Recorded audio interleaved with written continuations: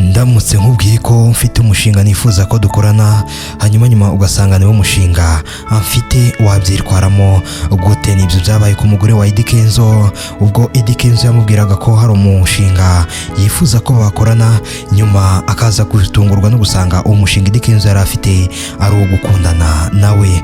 Uti byagenze gute rero?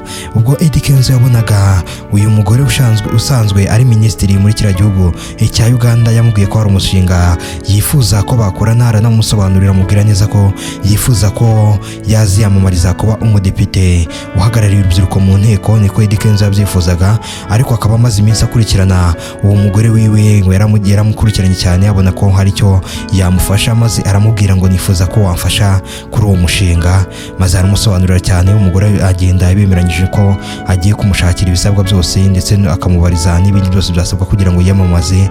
Hanyuma ku munsi wo guhura na Eddy Kenzo aza yakusanyije amadoki mu bushakashatsi byose yabikoze kugira ngo asobanurire neza Eddy Kenzo ku bw'uwo mushinga wiwe. Kugera ahageze baraganira nk'ibisanzwe, aramusobanurira akajya amusobanurira, ariko uko amusobanurira Eddy Kenzo yari yibereye kuri telefoni. Hanyuma nyuma yaho nibwo yavuze ati niba udashaka kumva ibyo nkubwira umbwire nigendere, hari n'ibindi najyamo. Eddy Kenzo aramubwira ngo ntabwo ari uko ntashaka kubyumva, ahubwo hari ikintu nshaka kukubwira. Umugore we aramubwira ati nta kibazo mbwira.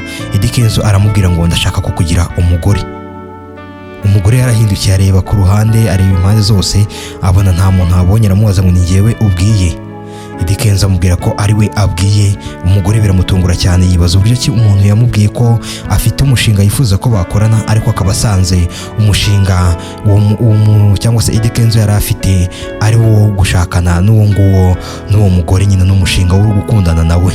Urukundo rwa Eddy Kenzo na Minisitiri Fiona rwagiye ahagaragara muri 2024 bitewe nuko bagiye bakunda kugaragara cyane mu ruhame bari kumwe, ndetse ubwo Nyamutoro cyangwa se Fiona yarahiraga inshingano z'umunyamabanga wa leta, Eddy Kenzo yari yamuherekeje. Muri Kamena 2024 nibwo umuhanzi Eddy Kenzo yasabye anakwa Fiona Nyamutoro mu birori byabaye mu ibanga rikomeye cyane.